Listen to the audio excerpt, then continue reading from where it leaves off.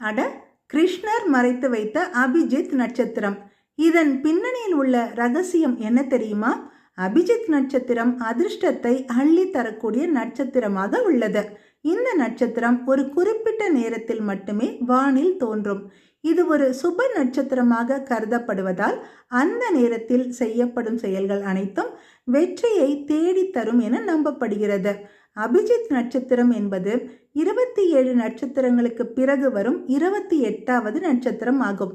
பண்டைய ஜோதிட சாஸ்திரத்தில் 28 நட்சத்திரங்கள் இருந்ததாக கூறப்படுகிறது. அவற்றில் ஒன்றுதான் அபிஜித்.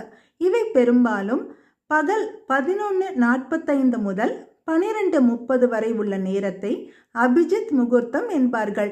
இது மகர ராசியில் அமைந்துள்ளது.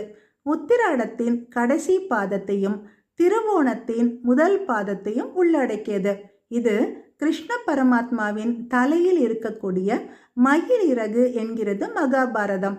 மகாபாரதத்தில் குருஷேத்திர போர் தொடங்கும் முன்பு சகுனி சகாதேவனிடம் எந்த நேரத்தில் போரை தொடங்கினால் வெற்றி பெற முடியும் என்று நேரத்தை குறித்து தரும்படி துச்சாதனனை அனுப்ப, ஜோதிடத்தில் வல்லவனான சகாதேவன் உண்மையை மறைக்காமல் அவர்களுக்கு வெற்றி பெறும் வகையில் அபிஜித் நட்சத்திரம் தோன்றும் நேரத்தை குறித்து கொடுத்தார்.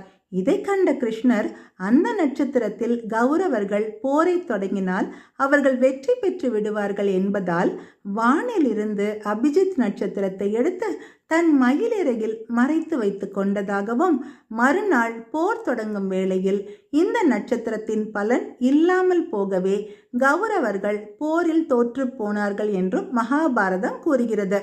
பாரத போர் முடிந்ததும் தேவர்கள் கிருஷ்ணரிடம் அந்த நட்சத்திரத்தை மீண்டும் அதன் இடத்தில் வைக்குமாறு வேண்ட, கிருஷ்ண பகவான் அபிஜித் நட்சத்திரத்தை வானில் தோன்றுமாறு அருளியதாகவும் கூறப்படுகிறது. அபிஜித் நட்சத்திரம் ஒவ்வொரு நாளும் ஒரே நேரத்தில் தோன்றுவதில்லை. ஒரு குறிப்பிட்ட நேரத்தில் குறிப்பிட்ட தேதியில் தோன்றக்கூடிய இந்த நட்சத்திரத்தின் நேரத்தை அறிந்து அதற்கேற்ப செயல்களை செய்வது நல்லது.